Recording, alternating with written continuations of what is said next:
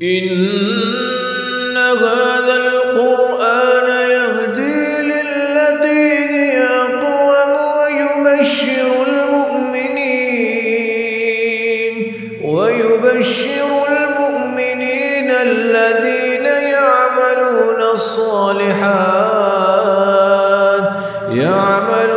الصالحات أن لهم أجرا كبيرا. بسم اللہ الرحمن الرحیم. نحمده ونصلي ونسلم على رسوله الكريم واشهد ان لا الہ الا اللہ وحدہ لا شریک لہ واشهد ان محمدا عبدہ ورسولہ اما بعد. تمام تعریفیں اللہ رب العزت کے لیے ہیں کہ جس نے اس کائنات کو عدم سے وجود بخشا ہے، اور ہر قسم کی رحمت اور درود محمد صلی اللہ علیہ وسلم کی ذات گرامی پر ہو کہ جن کے بسبب انسان نے انسانیت کو سیکھا ہے.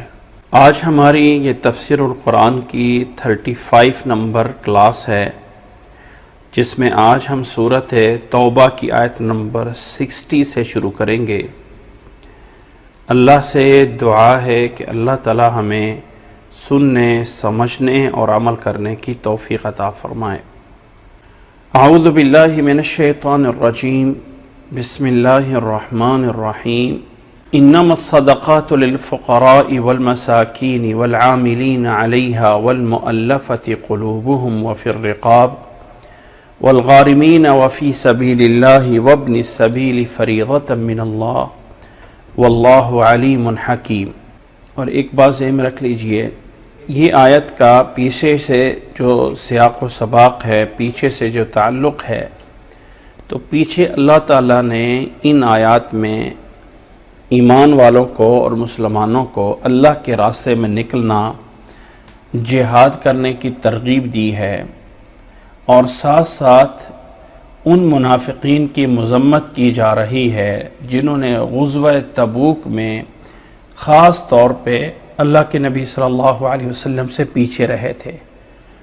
غزوہ تبوک ایک ایسی جنگ تھی جس میں اعلان کیا گیا تھا کہ سارے کے سارے مسلمان نکلیں، جتنے بھی کوئی مسلمان ہیں وہ سارے کے سارے نکل کے جائیں اور اپنا مال، اپنی جان، سب کچھ اللہ کے راستے میں لگائیں. یہ جو غزوہ تبوک میں سب کے لیے اعلان کیا گیا تھا، اس میں پیچھے رہنے والے جو لوگ منافق تھے وہ واضح کھل کے سامنے آ گئے تھے کہ یہ منافق ہیں.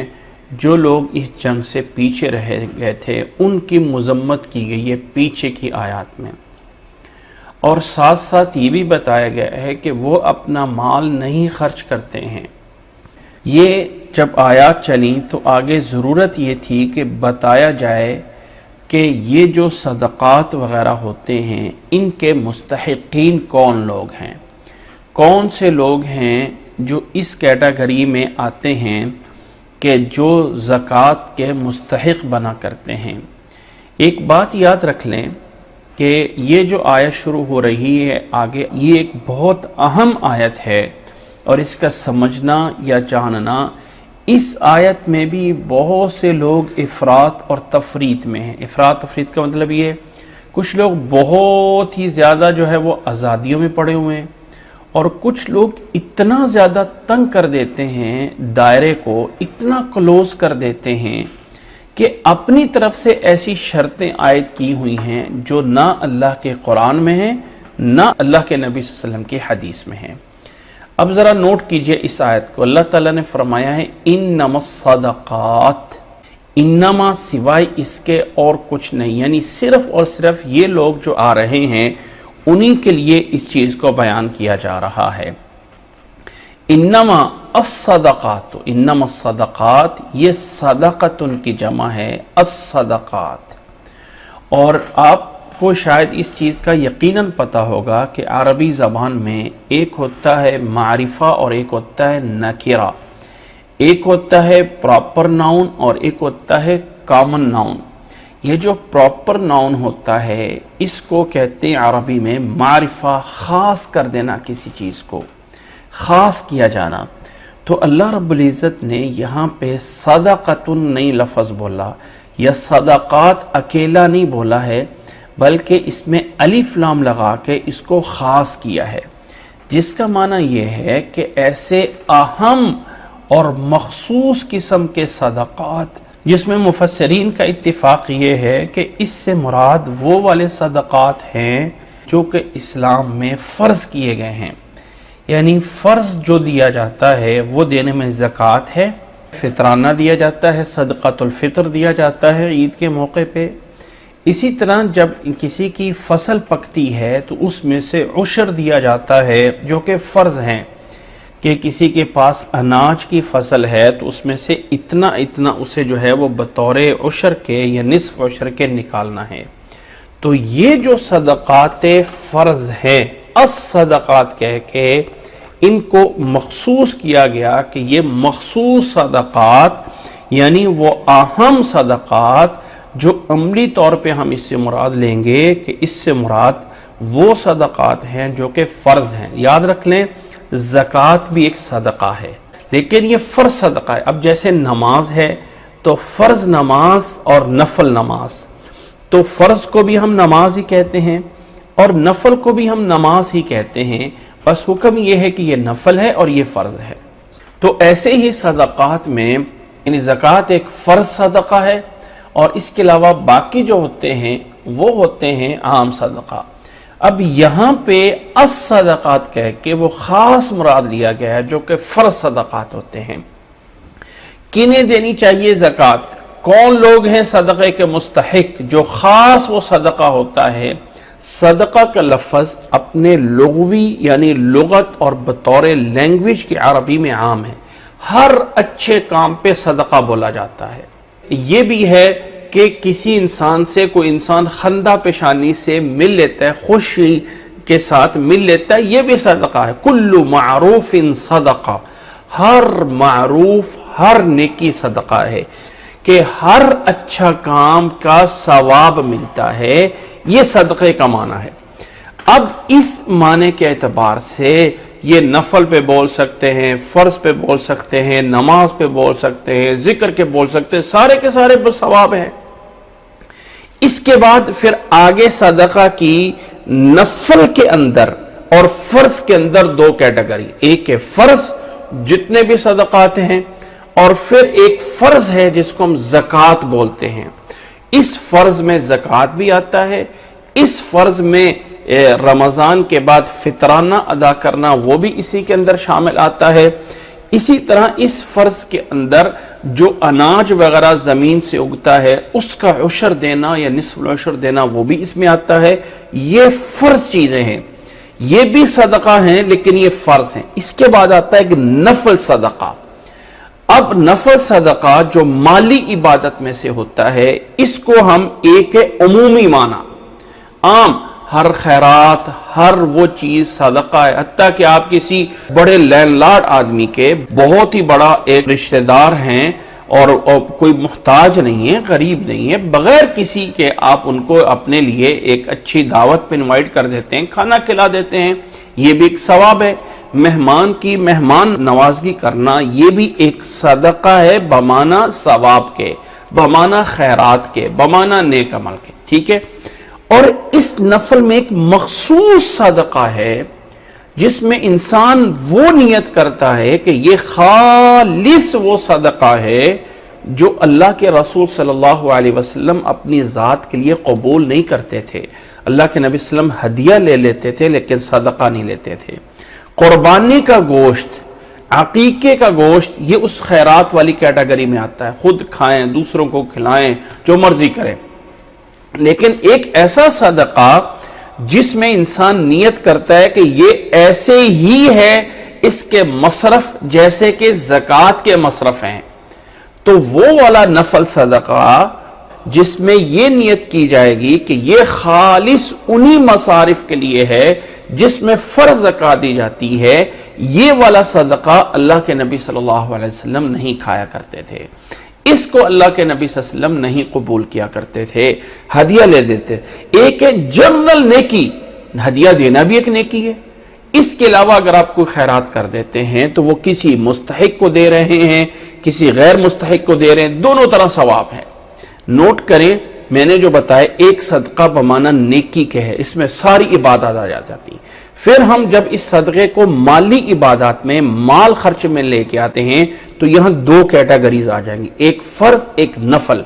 فرض کے اندر زکوٰۃ آئے گی، فرض کے اندر فطرانہ آئے گا، فرض کے اندر جو ہے وہ جو انسان نے اپنی کھیت کے اپنی جو ہے وہ اناج جو اس کو کھیتی وغیرہ زمین سے اگتی ہے وہ آتی ہے فرض میں، مالی صدقات میں سے کرنا ہوتا ہے۔ اس کو بھی پھر دو کیٹیگریز میں کیا جائے گا۔ ایک کیٹیگری وہ ہے جو ایک جرنل خیرات ہے، ایک جرنل نیکی، آپ کسی کو کھانا کھلا سکتے ہیں، ثواب ہے۔ کسی کو کپڑے لے کے دے سکتے ہیں، ثواب ہے۔ ہم رشتہ داروں کو عید پہ کپڑے دے دیتے ہیں، کوئی عیدی دے دیتے ہیں، ثواب ہے۔ آپ اس میں کسی کے خیر لازمی نہیں کہ وہ محتاج ہوگا یا نہیں ہوگا۔ ایک ہے اس نفل میں نیت کرنا کہ یہ خاص ایسے لوگوں کے لیے کروں گا جنہیں زکوٰۃ دی جا سکتی ہے۔ یہ والا جو صدقہ اگرچہ نفل ہوگا، نبی صلی اللہ علیہ وسلم اس کو قبول نہیں کرتے تھے، بنو ہاشم پہ، اہل بیت پہ یہ والا صدقہ دینا جائز نہیں ہے۔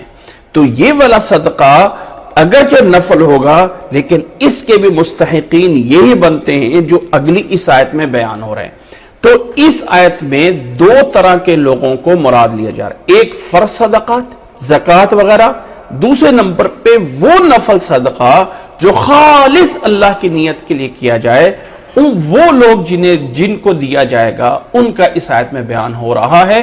کن لوگوں کو یہ دینا ہے، کون لوگ ہیں مستحقین؟ اللہ نے فرمایا انما الصدقات، یہ والے تمام صدقات ان لوگوں کے لیے ہیں جن میں پہلی چیز للفقراء، فقیر کہتے ہیں، فقراء فقیر کی جمع ہے، اور فقیر اسے بولا جاتا ہے، یہ فا قاف را اس کا روٹ ورڈ ہے فقر، اور یہ جو انسان کی کمر کی ہڈی ہوتی ہے اس کو سے فقر کا لفظ اس سے نکلا ہوا ہے، یعنی جس کی اتنا بیچارہ ہے کہ اس کے پاس کچھ نہیں ہے اور وہ بالکل اس کی کمر جو ہے وہ کہیں زمین سے چسپا ہو چکی ہے، بالکل کچھ نہیں ہے، اسے فقیر بولا جاتا ہے اور اس کی جمع بنتی ہے فقراء۔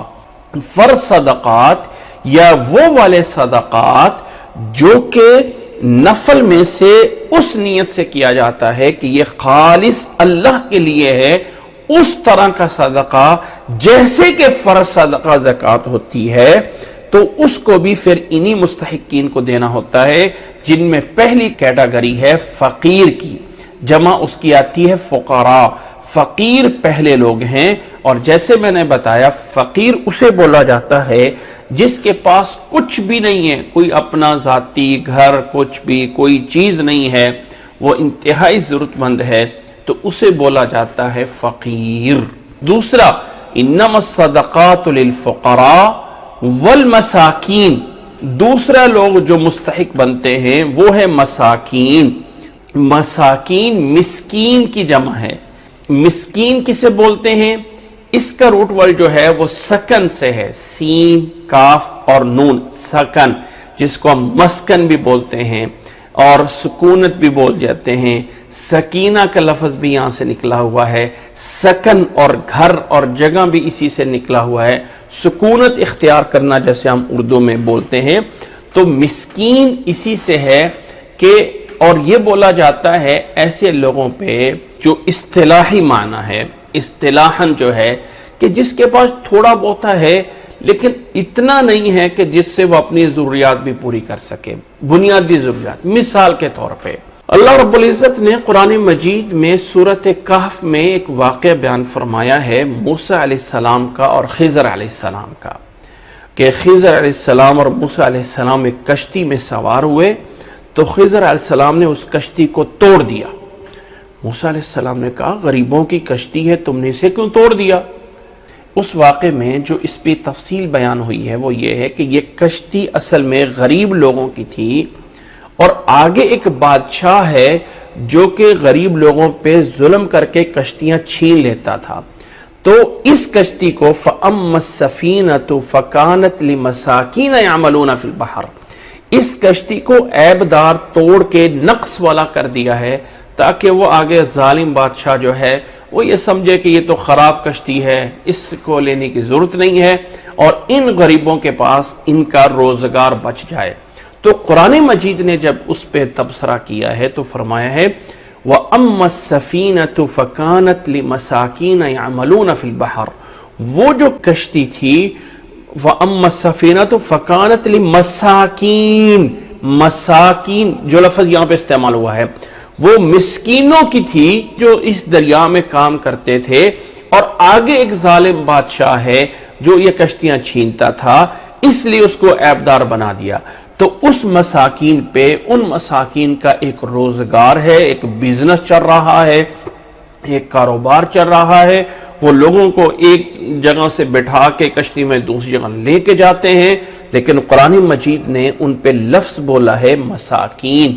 تو مسکین اسے بولا جاتا ہے جس کے پاس کوئی بزنس ہے، نوٹ کریں، جس کے پاس کوئی گھر بھی ہے، جس کے پاس کچھ ضروریات زندگی کے سامان بھی ہیں، لیکن پھر بھی وہ بیچارہ یعنی اس انداز سے ہے کہ وہ اپنی وہ جائز ضروریات پوری نہیں کر پا رہا، تو وہاں پہ اس پہ لفظ مسکین بولا جاتا ہے۔ اللہ کے نبی صلی اللہ علیہ وسلم کی حدیث میں الفاظ یہ ہیں کہ لیس المسکین الذی تردہ اللقمۃ واللقمتان، فرمایا وہ مسکین نہیں ہے جسے ایک لقمہ لے کے دوسرا لقمہ لے کے جو ہے وہ لوٹا دیا جاتا ہے، مسکین وہ یہ نہیں ہے۔ مسکین تو وہ ہے کہ لوگ اس کے حالت کو دیکھ کے پہچانتے بھی نہیں ہیں کہ یہ مسکین ہو سکتا ہے، ضرورت مند ہو سکتا ہے، اور وہ یعنی اب بظاہر اچھی حالت میں ہوتا ہے اور لوگ اس کو پہچان نہیں سکتے ہیں کہ اس پہ کوئی صدقہ کرے، اور وہ ایک سفید پوش ہوتا ہے، اسے کہا جاتا ہے مسکین۔ تو مسکین دوسری کیٹیگری ہے زکوٰۃ صدقات کے مستحق لوگوں کی۔ ذرا بات سمجھنا ہمارے لیے ضروری ہے کہ زکوٰۃ کے مستحقین، اچھا ان تمام چیزوں سے پہلے ایک نوٹ دینا چاہتا ہوں، یاد رکھ لیں کہ دین اسلام نے جو ہمیں جس چیز کا مکلف بنایا ہے، جس چیز کا ہمیں ذمہ دار بنایا ہے کہ اگر میرے پاس کچھ مال موجود ہے جو نصاب کو پہنچتا ہے تو مجھے زکوٰۃ دینی ہے، اور میں اس چیز کا ذمہ دار ہوں کہ زکوٰۃ ان 8 مصارف میں دوں۔ اگر دینے میں مجھ سے غلطی ہو گئی کہ میں نے دینی کسی اور کو تھی اور چلی کسی اور چلی گئی، تو تب بھی میری طرف سے زکوٰۃ ہو جائے گی، دینے والے کی طرف سے ہو جائے گی۔ اس نے اپنی طرف سے کوشش کرنی ہے کہ میں ایسے بندے کو دوں جس پہ میرا اعتبار ہے، اس پہ جو ہے وہ دے دوں، یہ کوشش کرنی ہے۔ کوشش کرنے کے بعد پھر جیسے حضرت ابو ہریرہ رضی اللہ تعالیٰ عنہ کی روایت ہے کہ ایک آدمی نے رات کو صدقہ کیا، 3 راتیں کرتا رہا، تینوں راتوں پتہ چلا کہ وہ مستحق کو ملتا ہی نہیں رہا ہے۔ ایک دفعہ جو ہے کسی بری عورت کو دے کے آ گیا، ایک دفعہ جو ہے کسی مالدار کو دے بیٹھا، ایک دفعہ جو ہے کسی چور کو دے بیٹھا۔ اللہ کے نبی صلی اللہ علیہ وسلم کو پتہ چلا تو فرمایا تینوں رات کا دیا ہوا تیرا قبول ہو جائے گا۔ تو پہلے یہ سمجھ لیجئے کہ ان 8 مصارف میں دینا ضروری ہے، اگر کہیں پہ کمی کوتاہی ہو بھی گئی تو اللہ تعالیٰ جو ہے وہ معاف کرنے والا ہے اور دینے والے کی طرف سے زکوٰۃ ہو جائے گی۔ تیسری کیٹیگری آتی ہے والعاملین علیہا۔ اب یہاں پہ سمجھنا چاہیے اس بات کو، اللہ کے نبی صلی اللہ علیہ وسلم کے دور میں زکوٰۃ کو اکٹھا کیا جاتا تھا ایک شہر میں، مدینہ میں، بیت المال میں، پھر وہاں سے آگے لوگوں میں تقسیم کیا جاتا تھا، پھر وہاں سے لوگوں میں تقسیم ہوتی تھی۔ تو ایسے باقاعدہ عامل مقرر تھے، باقاعدہ ملازم مقرر تھے، جو ملازم جو ہے وہ وہاں سے لے کے آتے ہیں اور اس کو جو ہے وہ اکٹھا کرتے ہیں، اور اس سے آگے جو ہے اس سے آگے پھر لوگوں کو دی جاتی تھی، ضرورت مندوں کو۔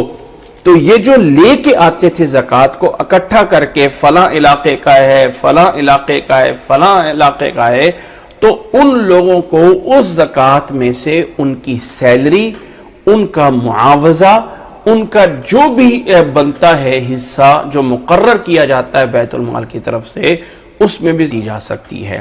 یہ نہیں دیکھا جائے گا کہ یہ تو زکوٰۃ کا پیسہ ہے اور یہ بندے جو ہیں سسٹم چلا رہے ہیں، ایک سسٹم میں لگے ہوئے ہیں، اور یہاں پہ جو ہے ان کو دینا جائز نہیں ہے، یہ کہ چونکہ بیک گراؤنڈ میں اچھے ہیں، فلاں ہیں۔ یاد رکھ لیں کوئی بھی نظام اس وقت تک نہیں چل سکتا جب تک کہ اس کو پراپر مینج کرنے والے کچھ مخصوص لوگ نہ ہو۔ جب وہ مخصوص لوگ کہیں پہ ہوتے ہیں تو ان کی ضروریات پوری کرنا، ان کے لیے جو ہے ایک سسٹم کے طور پہ چلانا، یہ لازم اور ضروری ہوتا ہے۔ اللہ کے نبی صلی اللہ علیہ وسلم کے بعد حضرت عمر رضی اللہ تعالیٰ عنہ کے دور میں باقاعدہ جو لوگ جنگ میں جاتے تھے، جو لوگ جہاد میں جاتے تھے، جو کہ باقاعدہ ایک عمل ہے، اسی طرح جو لوگ جگہ جگہوں کے عامل مقرر ہوتے تھے، ان کی بیت المال سے تنخواہیں مقرر ہوتی تھیں، فلاں کو اتنی تنخواہ جائے گی، فلاں کی اتنی سیلری جائے گی، فلاں کو اتنا وظیفہ جائے گا، سارے کے سارے وہ لوگ جو اس سسٹم میں کام کر رہے تھے۔ گویا کہ آج کل کے حساب سے اگر کوئی زکوٰۃ کمیٹی بنائی جائے، اگر کوئی زکوٰۃ کا سسٹم بنایا جائے اور اس سسٹم بنانے والے پہ چلانے والے کے کوئی ایکسپینسز ہوں تو اس زکوٰۃ میں سے دینے میں کوئی حرج نہیں ہے۔ اللہ تعالیٰ نے تیسری کیٹیگری وہ بتائی ہے والعاملین علیہا، کہ وہ لوگ جو اس زکوٰۃ کو سسٹم کو چلانے پہ لگانے پہ باقاعدہ عامل ہوتے ہیں، یہ تیسرا مصرف جو ہے وہ ان لوگوں کا ہے۔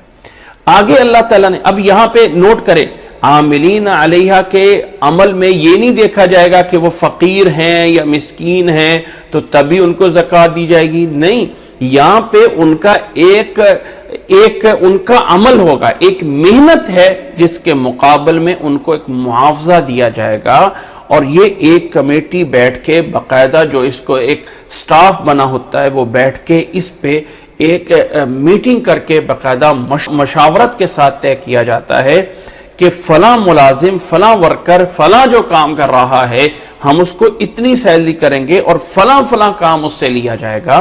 اب یہ نہیں دیکھا جائے گا کہ وہ ورکر تو اپنے گھر میں بڑا اچھا ہے، اس کے پاس گھر ہے، اس کے پاس فلاں ہے، اس کے پاس زکوٰۃ میں سے اس کو کیسا دے سکتے؟ بھائی یہ اس کے کام کے بدلے میں اس کو دیا جا رہا ہے، تو یہ زکوٰۃ کا تیسرا مصرف ہے، اس میں یہ نہیں کہا جا سکتا کہ زکوٰۃ سے اس کو نہیں دیا جا سکتا۔ آگے چوتھا مصرف ہے قرآن مجید میں اللہ نے فرمایا وَالْمُؤَلَّفَةِ قُلُوبُهُمْ۔ والمؤلفہ، یہ جو مؤلفہ ہے یہ الفت سے نکلا ہے۔ الفت کا معنی ہم جانتے ہیں کہ محبت، ایک شفقت، ایک رحم دل، اس سے نکلا ہے مؤلفہ، تألیف، الفت، اسی سے نکل گیا مؤلف۔ قلوب یہ دل کی جمع ہے، قلب کی جمع ہے قلوب، تو مؤلفت قلوبہم یعنی ایسے لوگ جن کے دلوں پہ محبت ڈالنی ہے، جن کے دلوں پہ جو ہے وہ شفقت ڈالنی ہے، ان پہ زکوٰۃ۔ اب یہاں پہ نوٹ کیجئے گا، یہاں چند چیزیں آئیں گی۔ نمبر ایک، غیر مسلم ہے اور وہ اسلام کے قریب آ رہا ہے، وہ فقیر بھی نہیں ہے، وہ مسکین بھی نہیں۔ ہم غیر مسلم کو اسلام کے قریب کرنے کے لیے یہاں پر بھی لازم کرتے ہیں کہ وہ آیا دیکھیں وہ فقیر ہے یا مسکین، وہ محتاج، بھائی اس میں اس کا نیڈی ہونا، ضرورت مند ہونا یہ لازم نہیں ہے۔ وہ بندہ جو ہے وہ کھاتا پیتا ہے، وہ فیملی کھاتی پیتی ہے، سب جو ہے آپ ان کو زکوٰۃ میں سے کچھ گفٹ بنا کے ان کو دے دیتے ہیں تاکہ یہ لوگ اسلام کو ایک اچھا سمجھ لیں، جائز ہے۔ یہاں پہ یہ نہیں دیکھا جائے گا، میں صرف اس لیے اس آیت پہ زور دے رہا ہوں، یہ 8 کیٹیگری ہیں اور اس تمام 8 کو لا کے 2 چیزوں پہ فکس کر دیا جاتا ہے کہ فقیر اور مسکین۔ اچھا مؤلفت قلوبہم، کسی کافر کو بھی تب دینا ہے جب وہ ضرورت مند ہو، نہیں، کافر اگر ضرورت فقیر نہیں ہے، وہ مسکین نہیں ہے، وہ جو ہے جائیداد والا ہے، پراپرٹی والا ہے، بزنس والا ہے، اچھا کھاتا پیتا ہے، اس کو اسلام کے قریب آ رہا ہے، اسلام کے قریب کرنے کے لیے اس کو جو ہے کوئی گفٹ وغیرہ کوئی بڑی چیز دے دی جاتی ہے کہ یہ اسلام کے آ جائے گا تو ہم اس میں زکوٰۃ میں سے دے سکتے ہیں۔ یہاں اگر یہ اس تالیف قلم میں بھی فقیر اور مسکین ہوتا تو پھر بات ختم تھی، فقیر مسکین بول دیا جاتا، باقی کی ضرورت ہی نہیں تھی۔ تو ہر چیز میں فقیر اور مسکین نہیں ہے۔ یہاں پہ تالیف قلب کا دوسرا پہلو یہ ہے کہ ایک کافر ہے اور وہ مسلمانوں کو تکلیف دے رہا ہے، مسلمانوں کو تکلیف دیتا ہے، تو مسلمان زکوٰۃ کا پیسہ اس کو روکنے کے لیے بطور کہ اس کے شر اور برائی سے دوسرے مسلمان محفوظ رہیں، اس کو کہا جاتا ہے تالیف قلب۔ اس کے لیے کافر کو زکوٰۃ کے پیسے میں سے دے دینا کہ اس کے شر سے کم از کم مسلمان محفوظ رہیں، یہ والی کیٹیگری امام ابو حنیفہ رحمہ اللہ کے ہاں ختم ہو چکی ہے۔ امام ابو حنیفہ رحمہ اللہ کہتے ہیں کہ اب اسلام میں عزت آ گئی ہے، اسلام میں قوت آ گئی ہے، اب ہم کسی کافر کے محتاج نہیں ہیں کہ ایک کافر جو ہے وہ بڑا ویل سیٹل ہے، ہم اس کے شر کے فتنے سے بچنے کے لیے اس کو جو ہے وہ کچھ چیزیں دے رہے ہوں اور اپنی طرف سے زکوٰۃ سے بنا رہے ہوں کہ اس کے شر و فتنے سے محفوظ رہیں۔ وہ کہتے ہیں اس کی ضرورت نہیں ہے۔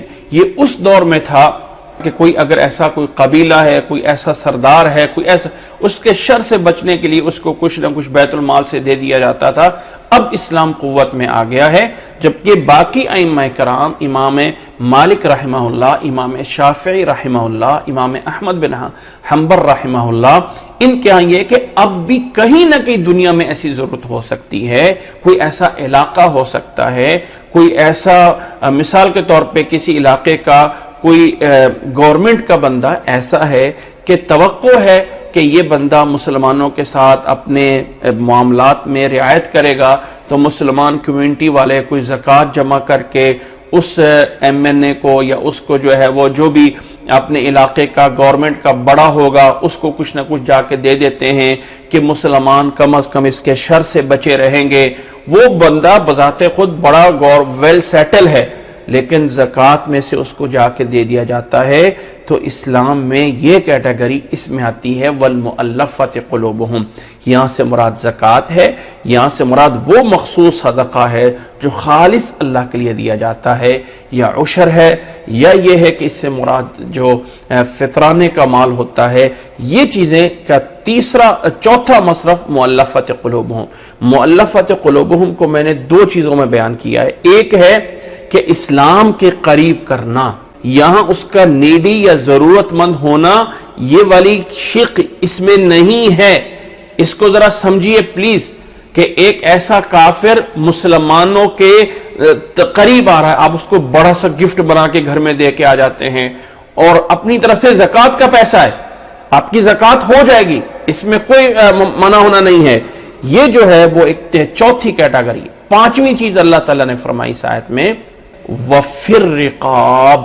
رقاب، راقبت ان کی جمع ہے، اور رقبہ کہتے ہیں گردن کو۔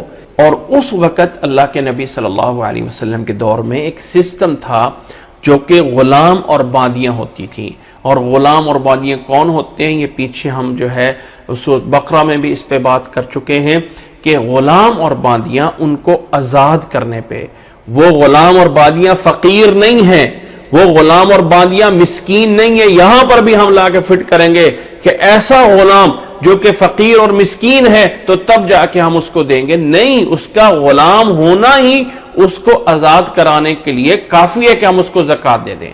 آیات کے بعد میں جا کے بات کروں گا، ہم ہر جگہ پہ پتہ نہیں اپنی طرف سے کہاں سے فٹ کر دیا ہوا ہے کہ جو انسان خود صاحب نصاب ہے، جو انسان خود زکوٰۃ دینا اس پہ لازم ہے، ہم اس کو زکوٰۃ نہیں دے سکتے۔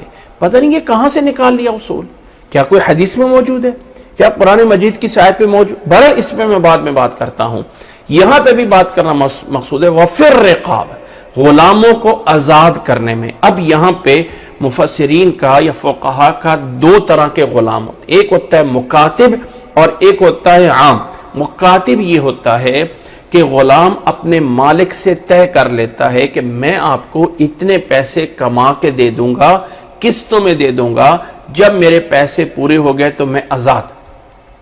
تو کیا یہ زکوٰۃ صرف اس کو دی جا سکتی ہے جو خود کمائی کر رہا ہے اور خود اپنی قسطیں پوری کر رہا ہے تاکہ وہ جلدی سے قسطیں پوری کر دے، اس کو دینا جائز ہے؟ یا یہ ہے کہ کسی بھی غلام کو دے سکتے ہیں آزاد کرنے کے لیے؟ اللہ تعالیٰ نے یہاں پہ مخصوص نہیں کیا ہے، اس لیے اگر کوئی مکاتب ہے، یعنی جو آزاد ہونے کے لیے جس نے پیسے طے کر لیے ہوئے اپنے مالک سے، یا جو کوئی مکاتب نہیں ہے کوئی بھی دوسرا غلام ہے وہ غلام، ہم اس کو جو ہے وہ آزاد کرنے کے لیے زکوٰۃ صدقات کے پیسہ اس پہ لگا سکتے ہیں۔ یہ ہے اس میں 5ویں کیٹیگری۔ پہلی ہے فقیر، دوسرا ہے مسکین، تیسرا ہے عاملین علیہا، چوتھا ہے مؤلفۃ قلوبہم، اور 5واں ہے رقاب۔ اس رقاب میں اس دور میں یہ تھا۔ آج کے دور میں رقاب میں کیا ہو سکتا ہے کہ اگر کوئی ایسے لوگ ہیں جو بہت زیادہ عرصے سے جیل میں پڑے ہوئے ہیں، جیلوں میں بند پڑے ہوئے ہیں، کچھ قیدی ہیں، خاص طور پہ وہ قیدی جو مظلومن یا جھوٹے قیسوں میں پڑے ہوئے، ایسے بھی بہت سے مل جائیں گے، یا کوئی انسان اپنی جرم میں کر دیا لیکن بڑا عرصہ ہو گیا ہے، تو ایسے لوگوں کی مدد کر دینا کہ وہ جیل سے چھوٹ جائیں، ان کو جیلوں سے چھڑانے میں اگر کوئی انسان زکوٰۃ لگا دیتا ہے تو واللہ اعلم یہ بھی اسی رقاب میں آتا ہے، کیونکہ رقاب کا معنی ہے گردن کا آزاد کرنا، کسی کو آزادی دلانا، اس کے معنی میں زکوٰۃ آتی ہے۔ اس سے آگے اللہ تعالیٰ نے فرمایا ہے والغارمین، غارم جمع ہے غارم کی، اور غین را میم اس کا روٹ ورڈ ہے، اور یہاں پہ بولا جاتا ہے غرم عربی میں جو غرامہ بولا جاتا ہے، جیسے کسی کی کوئی ٹکٹ ہو جاتی ہے، کوئی انسان کے اوپر جرمانہ ہو جاتا ہے، تو ایسے انسان کو غارم بولا جاتا ہے، ایسا اس پہ اوپر جرمانہ ہو جانا جس کو وہ ادا نہیں کر سکتا ہے۔ اب یہاں پہ چند مخصوص باتیں ہیں۔ نمبر 1، انسان مقروض ہے، ایسا مقروض ہے کہ وہ انسان اپنے بیوی بچوں کو سنبھالنے میں، ان کی کفالت کرنے میں قرض لیتا جو ہے وہ بہت زیادہ مقروض ہو گیا ہے، اور اب وہ اپنا قرض ادا نہیں کر پا رہا ہے۔ وہ اس انسان کے پاس جائیداد بھی ہے، اس کے پاس گاڑی بھی ہے، اس کے پاس گھر بھی ہے، لیکن قرضہ اس کے اوپر آ گیا ہے، اب یہ اس کو دینا چاہتا ہے، لیکن اس کے اوپر حالات سیدھی طرح اس کے ساتھ نہیں دے رہے، تو یہ انسان مجبور ہو گیا ہے، اگرچہ یہ گاڑی والا ہے، اگرچہ یہ گھر والا ہے، لیکن قرض آ گیا ہے، اب ہم اس کو زکوٰۃ دے دیں گے۔ ہر جگہ پہ لا کے فٹ کرنا، ہر جگہ پہ لا کے فقیر اور مسکین کو داخل کرنا، یہ اس آیت میں نہیں ہے۔ اللہ کے لیے اس بات کو سمجھیں، فقیر مسکین کی کیٹیگری ہو گئی۔ ہم اپنے بھائیوں میں، اپنی بہنوں میں کوئی مقروض لوگ ہوتے ہیں، اور ہم کہہ دیتے ہیں لو اس کے پاس تو اتنی پراپرٹی ہے، اس کے پاس تو گاڑی ہے، ہم اس کا قرضہ کیوں ادا کریں؟ اگر اس کا قرض میں دے دیا جائے تو بھی زکوٰۃ ہو جائے گی۔ اور یہاں اس ضمن میں غرامہ کے اندر ایک اور کیٹیگری جو اہم آتی ہے، وہ ہے ضمانت کی کیٹیگری۔ مثال کے طور پہ 2 بندوں کی آپس میں لڑائی ہو گئی، تیسرے بندے نے ان کی صلح کرا دی اور کہا کہ یہ بندہ اگر پیمنٹ نہیں دے گا تو میں ضمانت لیتا ہوں۔ اب وہ ٹائم آ گیا اور اس نے نہیں دی تو وہ پیمنٹ میرے اوپر آ گئی۔ اب میں بذات خود اپنی فیملی میں کھاتا پیتا ہوں، میرے پاس پراپرٹی ہے، جائیداد ہے، سب کچھ ہے، اور میرے پاس گاڑی بھی ہے، میں نے دوسرے کی ضمانت اٹھائی تھی، تو اس پیسے کو زکوٰۃ سے دیا جا سکتا ہے۔ یہ نہیں دیکھا جائے گا کہ یہ فقیر ہے یہ مسکین ہے، ہاں دیکھا جائے گا یہ اصل غارم ہے، جسے غارم بولا جاتا ہے کہ 2 بندوں کی ضمانت میں اس نے ضمانت لے لی، اب اس کے اوپر اس کے ذمہ چیز پڑ گئی جو اس کو نہیں دینی تھی، اس کی چیز نہیں تھی لیکن اس کے ذمہ پڑ گئی ہے۔ اب وہ بندہ خود جو ہے وہ ویل سیٹل ہے، سب کچھ ہے، لیکن وہ والا پیسہ جو دوسرے کا اسے دینا پڑ گیا ہے، وہ زکوٰۃ اپنی بھی اس میں دے سکتا ہے، دوسرا کوئی بندہ اس کی زکوٰۃ سے ہیلپ کر دے اور زکوٰۃ سے ہیلپ کر کے وہ والا اس کا قرضہ اتروا دے، تو اسلام میں یہ کیٹیگری غارمین میں آتی ہے۔ اب یہاں پہ ہم عملی طور پہ ایک بات سمجھیں۔ کچھ لوگ آج کل دنیا میں ہمارے لیے ایک بہت بڑی آزمائش ہے اور ایک بہت بڑا فتنہ ہے جسے کریڈٹ کارڈ بولا جاتا ہے۔ لوگ جب کریڈٹ کارڈ میں بیلنس ہوتا ہے تو اس وقت نہیں سوچتے ہیں کہ ہمارے لیے جو ہے ہم اس کو احتیاط سے استعمال، ایک ہے کہ آپ کو بچنا ہے، یہ جائز نہیں ہے اسلام کے اندر۔ اگر آپ ٹائم پہ بھی پیمنٹ دے رہے ہیں کریڈٹ کارڈ کی تو تب بھی جائز نہیں ہے، اس لیے کہ اصل اس میں ایگریمنٹ ہے جس پہ سائن کیا جاتا ہے کہ اگر آپ کی پیمنٹ لیٹ ہو گئی، ٹائم پہ آپ نے اس کا بل نہیں دیا تو تب آپ کو اتنے % اوپر چارج ہوگا، اور پھر اس کے اندر کچھ ایسی ہڈن چارجز ہوتے ہیں جس کا آپ کو پتہ ہی نہیں ہوتا ہے. آپ کی آؤٹ سٹینڈنگ جو بیلنس ہوتا ہے اس کے اوپر جو ہے وہ پرسنٹیج پہ کچھ نہ کچھ پیسے کاٹ رہے ہوتے ہیں جس کا آپ کو پتہ ہی نہیں ہوتا ہے. اس کے اوپر انہوں نے انشورنس کرائی ہوتی ہے کہ آپ کا جو آؤٹ سٹینڈنگ ہے اس کا 1% ہم لیں گے، وہ والی اماؤنٹ جو آپ کی آؤٹ سٹینڈنگ میں جا رہی ہے. اس طرح کر کے بہت ساری چیزیں ہوتی ہیں جس سے وہ پیمنٹ لے رہے ہوتے ہیں، تھوڑا ہی سمجھ لے رہے ہوتے ہیں، لیکن انسان کو اس کا پتہ نہیں ہوتا ہے. بہت کم لوگ ہیں جو اس طرف دھیان دیتے ہیں. تو پہلے نمبر پہ انسان کو اس کریڈٹ کارڈ سے بچنا ہے، اس کو جائز نہ سمجھے. ہاں ایسے کنٹریز موجود ہیں کہ جہاں پہ آپ کو ہر جگہ پہ کارڈ ہی دل چلنا ہے، کیش کا تو ایک رواج ہی نہیں ہے، تو آپ ڈیبٹ کارڈ یوز کریں. ڈیبٹ کارڈ وہ ہے جو آپ کا اے ٹی ایم کارڈ وہ ہوتا ہے کہ آپ کے پیچھے اکاؤنٹ میں پیمنٹ پڑی ہوئی ہے، وہ آپ کی اپنی پیمنٹ ہے، اس کا آپ کو بینک نے کارڈ دیا ہوا ہے. اب آپ وہ پیمنٹ جہاں یوز کریں آپ اپنی پیمنٹ کر رہے ہیں. کریڈٹ کارڈ میں یہ ہوتا ہے کہ آپ کی اپنی کوئی پیمنٹ نہیں ہوتی ہے، وہ بینک کی پیمنٹ ہوتی ہے جو قرض لے کے آپ دے رہے ہوتے ہیں اور پھر بل آنے پہ اس کو ادا کرنا ہوتا ہے. جبکہ ڈیبٹ کارڈ میں یہ ہوتا ہے کہ آپ کی جو اپنی اماؤنٹ بینک میں پڑی ہوئی ہے اس میں سے آپ کارڈ یوز کریں، تو آپ ڈیبٹ کارڈ یوز کریں. ہاں اگر کوئی انسان ایسی دیکھیں مجبوری کی لیمٹ ہمیں اسلام نے نہیں بتائی ہے. ہو سکتا ہے کوئی انسان جو ہے وہ اس کو تھوڑی سی تکلیف ہو جائے، جینا مرنا ایک ہو جائے، اور کوئی دوسرا انسان ہوگا کہ اس کو بہت بڑی تکلیف ہو جائے گی اور اس کو پتہ ہی نہیں ہوگا. تو مجبوری کی جو لیمٹ ہے وہ اسلام نے نہیں مقرر کی ہے، یہ ہر ایک انسان کے لحاظ سے اپنی ہے. کوئی انسان کسی ایسی جگہ پہ ایسی کنٹریز میں موجود ہیں جہاں پہ معاملات چلانا، جہاں پہ کرنا ممکن ہی نہیں ہے، آپ کے پاس لازم ہے کہ کوئی نہ کوئی کریڈٹ کارڈ ہونا چاہیے. ایک انسان اس کو مجبوری سمجھے، مجبوری سمجھ کے اتنا یوز کرے جہاں پہ مجبوری ہے، اور پیمنٹ آنے پہ فوری اس کی ادائیگی کر دے. یاد رکھیں کہ یہاں پہ میں یہ نہیں کہہ رہا کہ آپ کے لیے کریڈٹ کارڈ جو ہے وہ ہمارے لیے جائز ہو گیا، نہیں، یہ جائز نہیں ہے. آپ ڈیبٹ کارڈ یوز کریں. ایک ہے کہ انسان ایک ایسی مجبوری میں موجود ہے کہ معاملات کرنا اس کے لیے مشکل ہے، معاملات کو چلانا ممکن نہیں ہے، تو وہ انسان کو کم از کم پھر یہ ہے کہ اسے لیٹ نہیں ہونا چاہیے، جیسے جو ہے وہ ڈیٹ آئے اس سے پہلے ادا کر دے، انتظار نہیں کرنا ہے. ان حالات میں اگر کوئی انسان بہت زیادہ قرضے میں پھنس گیا، اور یہ ہر تیسرے بندے کی، چوتھے بندے کی، یا بلکہ سمجھ لیں کہ 100 میں سے 50% کریڈٹ کارڈ ہولڈر کہیں نہ کہیں پیمنٹوں میں پھنسے ہوتے ہیں. ایک انسان اس لعنت سے بچتا ہے لیکن وہ پھنس گیا ہے، بہت زیادہ اس کے اوپر پیمنٹ چڑھ گئی ہے اور سود پہ سود آ رہا ہے، لگ رہا ہے اس کے اوپر انٹرسٹ سے انٹرسٹ بڑھتا جا رہا ہے. اب وہ انسان خود گاڑی والا ہے، وہ انسان خود گھر والا ہے، وہ انسان خود بزنس کر رہا ہے، وہ خود انسان جو ہے یہاں پہ نوٹ کریں جو میں بات ہو رہی، وہ خود بزنس کر رہا ہے یا جاب کر رہا ہے، وہ انسان کے پاس خود بھی اپنے پاس بھی نصاب موجود ہے، وہ انسان کر رہا ہے، لیکن اس غرام میں، اس غرامہ میں، اس کریڈٹ کارڈ کے اس آؤٹ سٹینڈنگ بیلنس میں پھنس چکا ہے، تھوڑا سا نکل نہیں پا رہا ہے. ایک طرف وہ اپنے سیلری کو پورا کرتا ہے تو دوسری سائڈ پہ پھر لے کے پھنس جاتا ہے.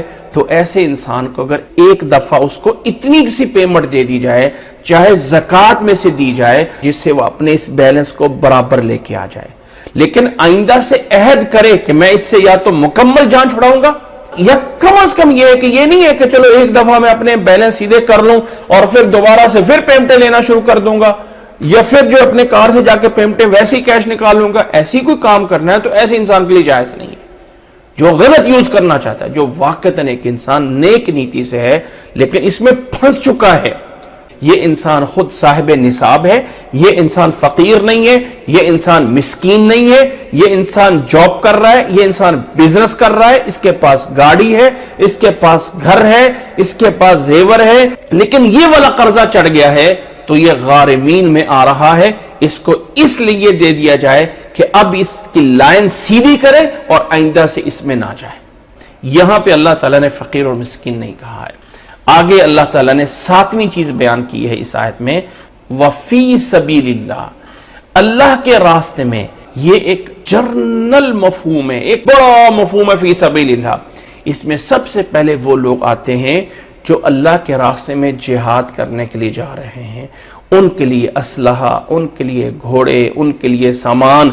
وہ انسان ضرورت مند نہیں ہے، گھر میں کھاتے پیتے ہیں، ان کا گھر موجود ہے، بزنس موجود ہے، سارا کچھ موجود ہے، لیکن چونکہ وہ اللہ کے راستے میں جہاد کے لیے جا رہے ہیں تو اس جہاد والے عمل کو، اس قتال فی سبیل اللہ کو سپورٹ کرنے کے لیے اگر اس میں پیسہ لگایا جاتا ہے فی سبیل اللہ، تو یہاں زکوٰۃ سے، یہاں اس خاص مخصوص صدقہ سے، یہاں عشر اور زکوٰۃ سے دینا جائز ہے۔ یہ 7واں مصرف ہے، یہاں پہ نہیں دیکھا جائے گا یہ تو یہ ہے، یہ تو بھائی فی سبیل اللہ میں اس میں پہلے نمبر پہ وہ لوگ آتے ہیں، لیکن دوسرے نمبر پہ فی سبیل اللہ میں ہر وہ کام آتا ہے جو اللہ کے لیے کیا جا رہا ہے۔ تعلیم و تعلم، علم سیکھنا، علم سکھانا، یہ جو ہمارے پاک و ہند میں ایک مدارس کا سسٹم چل رہا ہے، یہ اگر مدارس نہ ہو تو ہمیں علماء کا سسٹم ہی ختم ہو جائے۔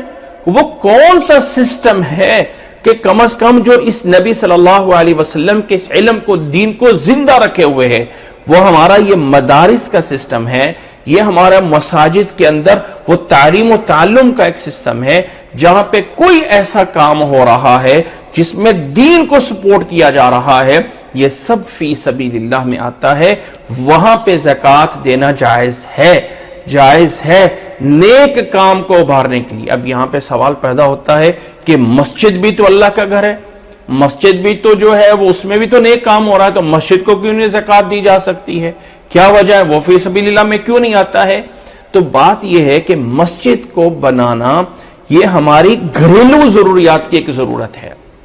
اللہ کے نبی صلی اللہ علیہ وسلم کی وہ حدیث سمجھے کہ جس بستی میں 3 لوگ ہیں اور وہاں پہ جماعت وغیرہ نہیں ہوتی ہے تو شیطان ان پہ اوپر حاوی ہو چکا ہوتا ہے۔ تو مسجد جو ہے یہ اس کو آج کل جیسے ہم نے اس کی ضروریات بڑھا دی ہیں، اللہ کے نبی صلی اللہ علیہ وسلم کے دور میں تو ایسا نہیں تھا۔ اس دور میں تو مسجدیں بالکل سادہ سی تھیں، تو حضرت عمر رضی اللہ تعالیٰ عنہ نے جس کو مسجد کے بنانے کے لیے کہا تھا، اسے یہی کہا تھا اکن الناس من المطر والحر، لوگوں کو گرمی سے اور بارش سے بچا۔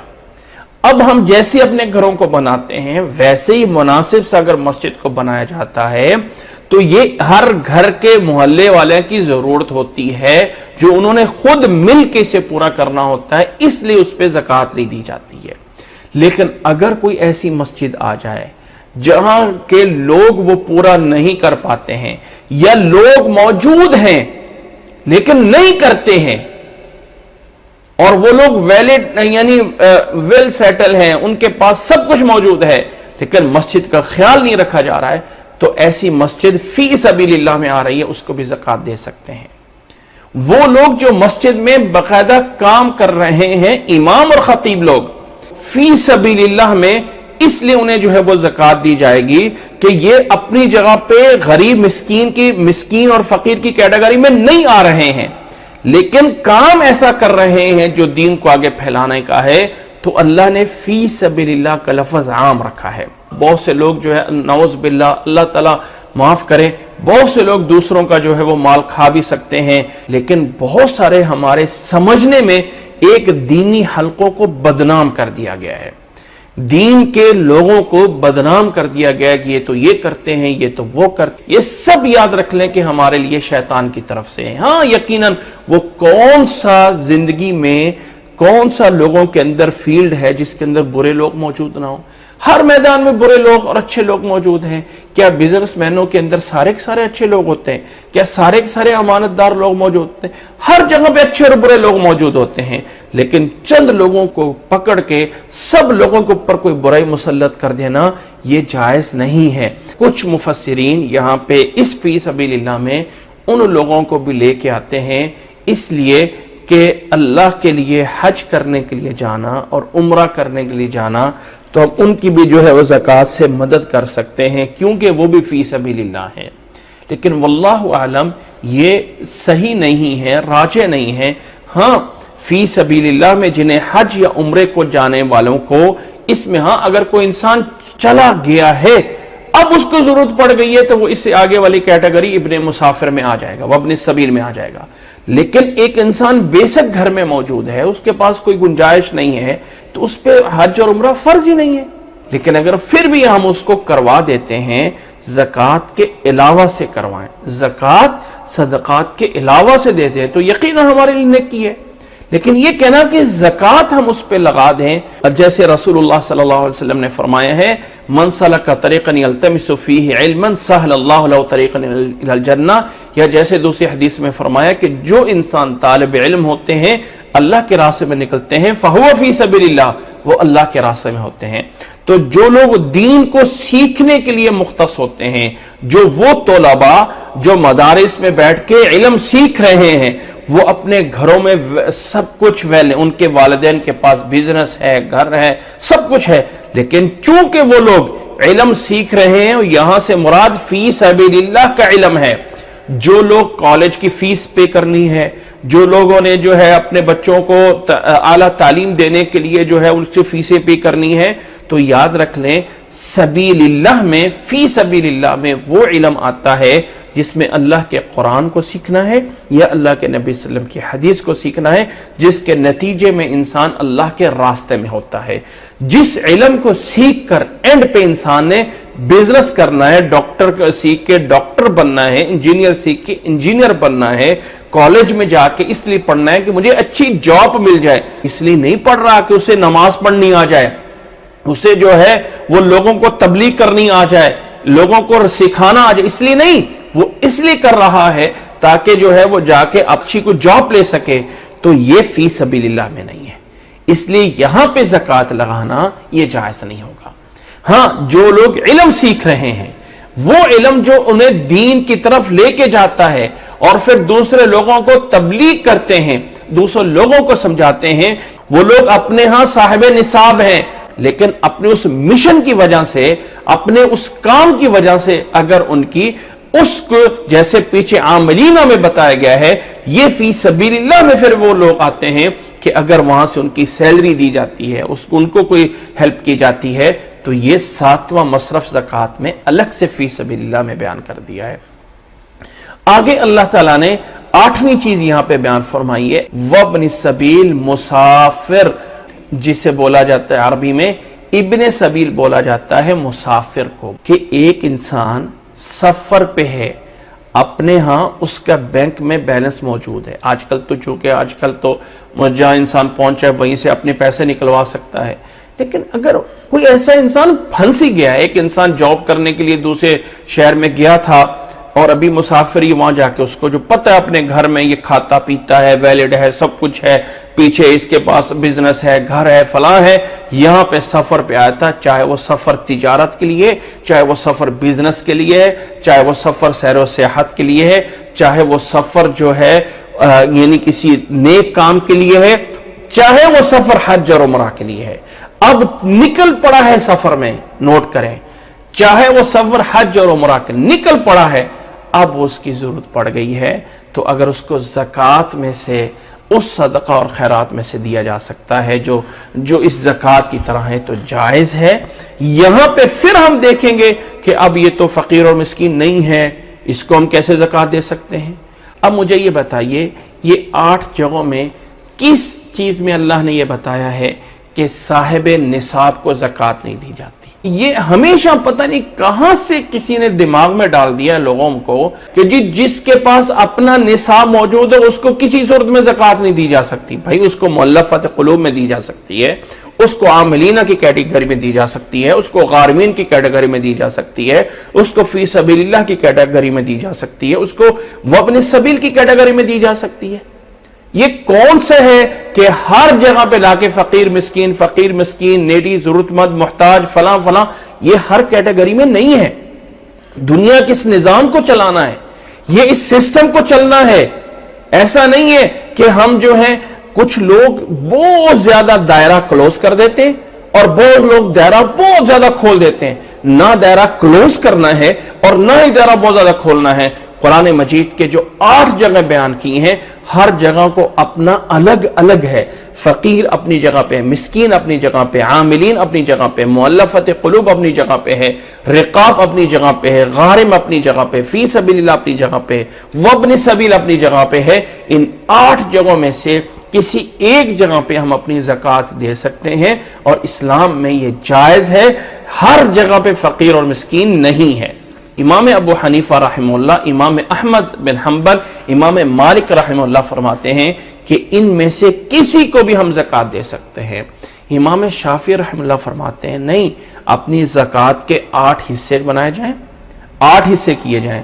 کچھ حصے کے لیے فقیر تلاش کرے، کچھ حصے کے لیے مسکین تلاش کرے، کچھ حصہ عاملین کو جائے، کچھ حصہ مؤلفت قلوب کو جائے، کچھ حصہ رقاب میں جائے، کچھ حصہ غارمین میں جائے، کچھ حصہ فی سبیل اللہ میں جائے، اور کچھ حصہ وابن سبیل میں جائے.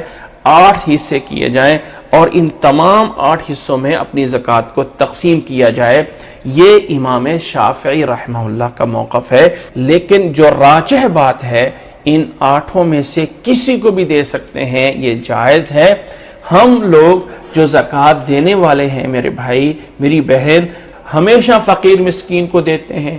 کبھی اپنے رشتہ داروں میں وہ بھی تلاش کر لیں جو غارم بنتا ہے، کبھی اپنے قریب وہ بھی تلاش کر لیں جو مؤلفت القلوب بنتے ہیں، کبھی کبھی اپنے ان مخصوص لوگوں کو بھی تلاش کر لیں جو فی سبیل اللہ میں ہیں، کبھی کسی مسافر کو بھی تلاش کر لیں. یعنی ہمیشہ ہر جگہ پہ مجھے افسوس اس وقت ہوتا ہے کہ ایک بندہ بیمار پڑا ہے اور وہ سیریس بیمار ہے، مریض ہے، اس کا خامد جاب کر رہا ہے، ان کا گھر ہے، سب کچھ ہے، گاڑی ہے، لیکن اب وہ ضروریات زندگی پوری کر رہا ہے. وہ جاب کر رہا ہے، گھر کی ضرورت پوری کر رہا ہے.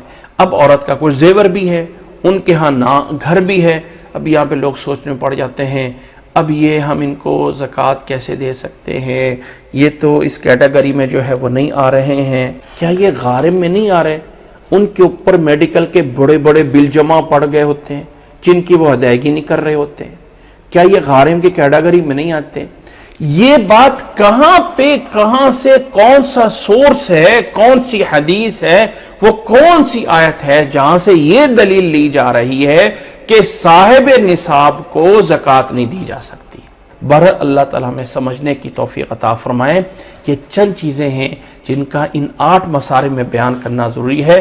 اس کے بعد اللہ تعالیٰ نے فرمایا ہے فریضۃ من اللہ، زکوٰۃ یا صدقات یا اس کو جو ہے وہ دینا ان لوگوں کے اندر، یہ ہے اللہ تعالیٰ کی طرف سے فریضہ، یہ اللہ تعالیٰ کی طرف سے فرض مقرر کیا جا رہا ہے جو تمام لوگوں پہ ہے. فریضۃ من اللہ واللہ علیم حکیم، اور اللہ تعالیٰ جو ہے وہ علیم ہے، اللہ تعالیٰ جو ہے وہ حکیم ہے. یعنی اللہ تعالیٰ نے یہ جو بھی لازم کیا ہے اپنے علم اور حکمت سے کیا ہے. ایسا نہیں ہے کہ اللہ کی حکمت سے یہ باہر ہے. اللہ تعالیٰ نے یہ جو 8 جگہ بیان فرمائی ہیں، اللہ نے اپنے پورے علم اور پوری دانائی اور پورے علم سے مقرر کی ہیں. اللہ تعالیٰ کہہ سکتا تھا فقیر اور مسکین، بات ختم. اب وہ ہر جگہ پہ فقیر اور مسکین ہم تلاش کرتے رہتے، جیسے کہ آج کل لوگ ہوتے ہیں، کہتے ہیں کسی غیر مسلم کو زکوٰۃ دینا جائز ہے، بتایا جاتا ہے ہاں اگر اسلام کے قریب ہے تو دے دیں. اب وہاں پہ پھر پوچھتے ہیں جی اگر وہ ضرورت مند ہے تو، بھئی ضرورت مند کا یہاں پہ سوال، ضرورت مند ہے تو پھر تو دے ہی سکتے ہیں. اگر کافر ضرورت مند نہیں ہے لیکن اسلام کے قریب لا سکتے ہیں ہم آپ اس کو، تو اس کو دے دیں. کوئی بڑی چیز دینا چاہتے دے دیں، کوئی گاڑی لے کے دے دیں، چلو وہ آپ کا قریب آ جائے گا. اب یہاں پہ کہ ہم اتنی بڑی چیز کیسے دے سکتے ہیں؟ تو بھئی اگر کچھ ایسا بیت المال جمع ہو، کوئی ایسی چیز ہو جہاں سے اس کو دیا جا سکتا ہو تو دے دیا جائے. فلاں بندہ اگر اسلام کے قریب آ جائے گا تو اس کی وجہ سے بہت سے لوگ مسلمان ہو جائیں گے، تو دے دو اس کو گاڑی لے کر. میں ایک مثال دے کے سمجھانا چاہتا ہوں. وہ ایسے ہی پھر رقاب. اب ایک انسان جو ہے وہ 10 سال سے جیل میں پڑا ہوا ہے، اگرچہ اس کا پیچھے گھر موجود ہے، کہتے ہیں جی اس کے پاس تو پیچھے گھر موجود ہے، ہم اس کو جیل سے کیسے زکوٰۃ لگا سکتے ہیں؟ غارمین کی سمجھ آ گئی ہے، فی سبیل اللہ کی سمجھ آ گئی ہے، وابن سبیل کی سمجھ آ گئی ہے. فریضۃ من اللہ واللہ علیم حکیم. تمام سے گزارش یہ ہے کہ میں سب سے ریکویسٹ کرتا ہوں اللہ کے لیے ان باتوں کو غلط نہ سمجھا جائے. جب بعض دفعہ چیزیں سمجھانا مقصد ہوتے ہیں تو لوگ سمجھتے ہیں شاید یہ اپنے لیے کہیں سے آسانیاں نکال رہے ہیں۔ اللہ تعالی ہمیں جو ان چیزوں سے معاف کرے۔ دیکھیں دین کا پہنچانا ایک امانت ہے، ایک ذمہ داری ہے۔ اس میں جو ہے وہ انسان یہ جو ہے غلط گمانیاں کرے، اس لیے چیزیں بیان کرتا ہے کہ اس میں کوئی اپنا مقصد، بھائی کیا مقصد لینا ہے؟ یہ امانت ہے۔ ایک ذرہ بھی کسی کے پاس آ گیا تو قیامت والدین اللہ تعالیٰ کے ہاں پکڑ ہوگی۔ یہ مالی حقوق کے ہاں معافی نہیں ہے۔ یہ جو ہمارے یہاں تصور پیدا ہو گیا نا کہ گناہ کرتے رہو کرتے رہو کرتے رہو اور پھر جا کے جو حج عمرہ کر لو توبہ کر لو سب معاف، نہیں۔ یہ معاف وہ ہوں گے جو اللہ کے حقوق ہے، نماز یعنی ذکر اذکار یا کوئی فرض چھوڑے ہوئے ہیں وہ چیزیں معاف ہوں گی، لیکن مالی حقوق دینے پڑیں گے۔ شاید آپ لوگوں نے وہ واقعہ بھی سنا ہوگا کہ ایک مقروض تھا، اللہ کے نبی صلی اللہ علیہ وسلم نے اس کا جنازہ نہیں پڑھا تھا۔ ایک صحابی نے ذمہ لے لیا، نبی صلی اللہ علیہ وسلم میرے ذمہ، آپ صلی اللہ علیہ وسلم نے اس کا جنازہ پڑھا دیا۔ تو یہ جو مالی حق ہوتا ہے یہ معاف نہیں ہے جب تک ادا نہ کیا جائے۔ قیامت والے دن جا کے اس کو جس کا حق ہے دینا پڑے گا، نیکیوں کی صورت میں یا اس کے گناہ سر لینے پڑیں گے، اس کو معافی نہیں ہوگی۔ ہاں الا یہ کہ اللہ تعالیٰ اپنے طرف سے اس کو دے دے اور اس کو معاف کر دے، ایسا ہو سکتا ہے، لیکن قانون یہ ہے کہ مالی حقوق میں دینا پڑتا ہے۔ اس لیے یاد رکھ لیں ان تمام چیزوں کا مقصد یہ ہے کہ ہم آیت کو سمجھیں۔ ہم اسلام کو اتنی تنگ نظری سے کر دیتے ہیں، اتنا تنگ نظر کر دیتے ہیں کہ اسلام یہ ہے اسلام یہ ہے، اصل میں ہمارے ہاں سسٹم بدل گئے ہیں۔ اللہ کے نبی صلی اللہ علیہ وسلم کے دور میں یہ زکوٰۃ انفرادی طور پہ دینے کا کوئی تصور نہیں تھا۔ سب لوگوں کی زکوٰۃ مسجد نبی میں آتی تھی، وہاں پہ ایک جو ہے وہ بیت المال ہوتا تھا اور پھر وہاں سے لوگوں میں تقسیم کی جاتی تھی، وہاں پہ لگائی جاتی تھی۔ یہ ایک سسٹم ہے۔ اب بھی اگر کوئی گورنمنٹ پراپر سسٹم بنا دے، اب بھی اگر کوئی اچھی تنظیم، اچھے لوگ، اچھے ٹرسٹ، اچھی کوئی فاؤنڈیشن، اچھے لوگ ایک سسٹم بنا دیں اور پھر وہاں سے زکوٰۃ دے کے آگے سسٹم پہ چلی جائے، جیسے آپ زکوٰۃ دے سکتے ہیں ایسے آپ ایک ریکمینڈ بھی کر سکتے ہیں کہ فلاں ضرورت مند ہے، اس کے لیے اگر کچھ فنڈ موجود ہیں تو فلاں کو دے دیے جائیں، اور وہاں پہ اگر کوئی فیصلہ ہو جاتا ہے، کوئی کمیٹی فیصلہ کر لیتی ہے ہاں فلاں ضرورت مند ہے، تو اس سسٹم پہ اگر زکوٰۃ دی جاتی ہے تو یہ زیادہ اجر و ثواب ہے۔ جو نفل عبادات ہوتی ہیں ان کو انفرادی طور پہ کرنا زیادہ ثواب ہوتا ہے، جو فرض عبادات ہوتی ہیں ان کو اجتماعی طور پہ اکٹھے مل کے کرنا ایک جگہ سے، اس میں زیادہ ثواب ہوتا ہے۔ جیسے نفل نماز گھر میں چھپ کے پڑھیں تو زیادہ ثواب ہے، لیکن فرض نماز جماعت کے ساتھ پڑھی جائے تو اس میں زیادہ اجر و ثواب ہے۔ یہ اللہ تعالیٰ کی طرف سے ایک بنایا گیا قانون ہے۔ امید ہے کہ اس آیت کو ہم سمجھ گئے ہوں گے۔ یاد رکھ لیں کہ فقیر اور مسکین یہ ایک الگ، اس میں زور اس لیے دے رہا ہوں کہ ہم ہر کیٹیگری کے اندر آ کے فقیر مسکین کو ڈال دیتے ہیں۔ اللہ ہمیں سمجھنے کی توفیق عطا فرمائے۔ اور اس آیت کے بعد آگے پھر انہی منافقین کا، ان کی مذمت آیات چل رہی ہیں۔ اللہ نے فرمایا وَمِنْهُمْ، ان منافقین میں سے کچھ ایسے لوگ بھی ہیں الَّذِينَ يُؤْذُونَ النَّبِيَّ، جو نبی کو تکلیف دیتے ہیں۔ نبی کو تکلیف کیسے دیتے ہیں؟ اس طرح کی باتیں کر کے، یہ تو یہ کرتا ہے، یہ کرتا ہے۔ فرمایا کچھ لوگ ہیں ایسے جو نبی کو تکلیف پہنچاتے ہیں۔ وَيَقُولُونَ هُوَ أُذُنٌ، اور نبی کے بارے میں کہتے ہیں یہ تو کان کا کچا ہے، یعنی ہم اس کو جو بات بھی آگے بتاتے ہیں کہتا ہے ٹھیک ہے، جو بات بتا دیتے ہیں کہتا ہے خیر ہے۔ فرمایا قُلْ أُذُنُ خَيْرٍ لَكُمْ، فرمایا اگر نبی ایسا ہے تو تمہارے لیے بہتر ہے، کم از کم تمہیں فوری تو نہیں نہ پکڑ رہا، تمہارے لیے تو بہتر ہے۔ یؤمن باللہ، وہ اللہ پہ ایمان لاتا ہے، ویؤمن للمؤمنین، اور مومنوں کی بات مانتا ہے، تسلیم کرتا ہے، ورحمت للذین آمنوا، اور ایمان والوں کے لیے رحمت ہے، ایمان والے جو ایمان لائے تم میں سے ان کے لیے نبی رحمت ہے۔ والذین یؤذون رسول اللہ لہم عذاب علیم، اور جو اللہ کے رسول کو تکلیف پہنچاتے ہیں ان کے لیے دردناک عذاب۔ اللہ کے نبی صلی اللہ علیہ وسلم کو کیسی تکلیف دی گئی، کس طرح کر کے تکلیف دی گئی، کیا کوئی واقعہ خاص ہے؟ اصل میں یہ آیات کسی خاص واقعے کے بارے میں نہیں ہے، جرنل بات ہے۔ اب نبی صلی اللہ علیہ وسلم کو صدقات کے اندر جیسے پچھلی آیات میں گزرا ہے یہ کہہ کر بھی تکلیف دینی، کوئی اور نبی صلی اللہ علیہ وسلم کے بارے میں بات کر دینا جو مختلف واقعات میں آتی رہی ہے، منافقین نبی صلی اللہ علیہ وسلم کے بارے میں باتیں کرتے تھے، اللہ کے نبی صلی اللہ علیہ وسلم کو تکلیف پہنچتی ہے۔ اور یہاں پہ ہمیں یہ بھی سمجھ لینا چاہیے کہ گستاخ رسول جو نبی کی تکلیف دیتا ہے اس کے لیے عذاب علیم ہے۔ اور یہاں پہ ضمناً بھی ایک بات سمجھ آئی کہ نبی کی زندگی، اللہ کے نبی صلی اللہ علیہ وسلم کی شخصیت ہوا اذن، اگرچہ یہ مذمت میں انہوں نے بیان کیا ہے، قل اذن خیر لکم، یعنی اذن کہتے ہیں کہ ہر بات سن لیتا ہے۔ ایمان والے جو ہوتے ہیں نا مومن لوگ، آج کل جو ہے وہ کچھ لوگوں میں تعنت آ جاتا ہے۔ تعنت کا مطلب ہوتا ہے بال کی کھال اتارنا۔ اب یہ جو بال ہے سر کا، اس کی کھال کیسے اتاری جائے گی؟ لیکن کچھ لوگ اس کو بھی اتارنا چاہتے ہوتے ہیں۔ مومن ایمان والا یہ ہے کہ جو بات کہی کسی نے اس کو مان لو۔ فرمایا یؤمن المؤمنین کا مطلب یہ ہے کہ نبی ایمان والوں کی بات مان لیتا ہے۔ ہو سکتا ہے ہمیں کوئی انسان جو ہے وہ اپنی باتوں میں کہا کہ ہمیرا ایسا فراڈ کرنا چاہتا ہے، تو ٹھیک ہے، آپ فراڈ سے بچیں، دھوکے سے بچیں، لیکن ہر جگہوں پہ اتنی باریکیوں میں جا کے کسی رشتہ دار کے بارے میں، کسی غیر کے بارے میں بہت ہی جو ہے وہ باریکیوں میں جا کے، ہاں آپ دل نہیں مانتا تو اس سے بزنس نہ کریں، اس سے معاملات نہ کریں۔ اگر آپ کا دل نہیں مانتا کسی انسان کو پارٹنر پہ، کسی کے بزنس پہ، کسی سے خرید و فروخت پہ، تو نہ کریں۔ لیکن اتنی باریکیوں میں جا کے اب آپ اس کے جو ہے وہ اس کے کپڑے اتار کے جو ہے وہ جاننا چاہتے ہیں، تو یہ جائز نہیں ہے۔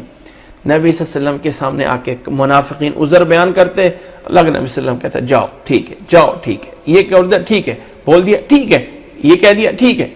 یسرو، جو لوگوں کے لیے آسانی پیدا کرتا ہے اللہ اس کے لیے آسانی پیدا کرتا ہے۔ ایک بات ہمیشہ یاد رکھ لیں، دوسروں کے لیے آسانی پیدا کریں گے۔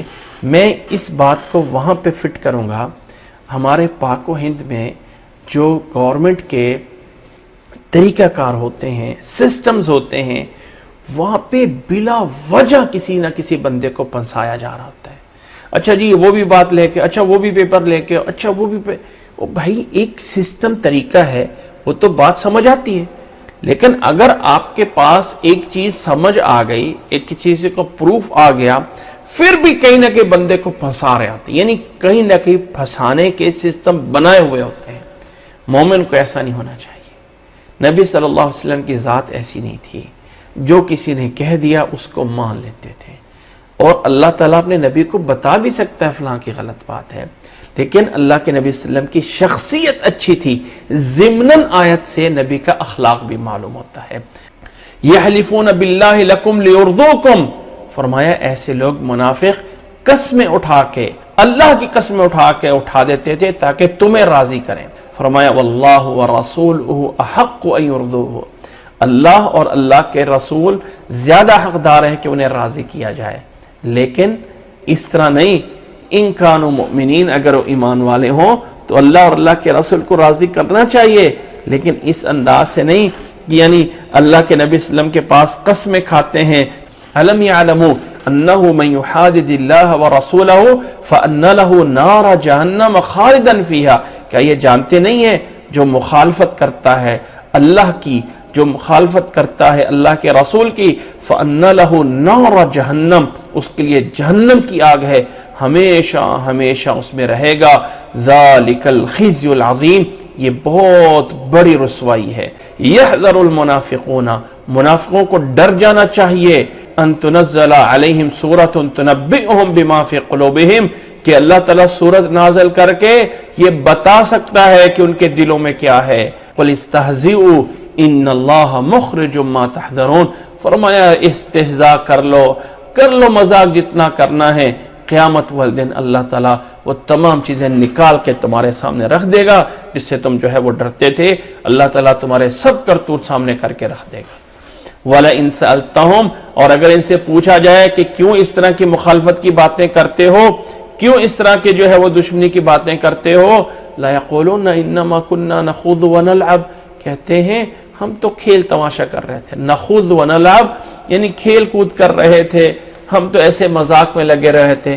قل اب اللہ و آیاتہ و رسولہ کنتم تستہزئون، کیا اللہ کی آیات کے ساتھ، کیا اللہ کے رسول کے ساتھ، کیا تم اللہ اور اللہ کے رسول کے ساتھ مذاق کر رہے ہو؟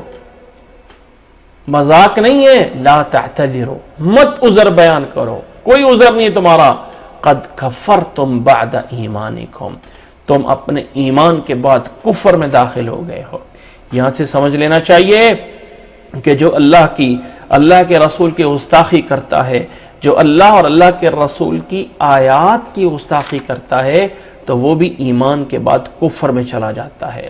قد کفرتم بعد ایمانکم ان نعفو عن طائفۃ منکم، اگر کسی گروہ کو دنیا میں معاف کیا جا رہا ہے تو کسی دوسرے گروہ کو پکڑا بھی جا سکتا ہے. ان نعفو عن طائفۃ منکم نعذب طائفۃ بانہم کانوا مجرمین، اس لیے کہ وہ مجرم ہیں. اگر کسی کو وقتی طور پہ کوئی معافی مل جائے تو دوسرے وقت میں کسی ٹائم اسے پکڑا بھی جا سکتا ہے.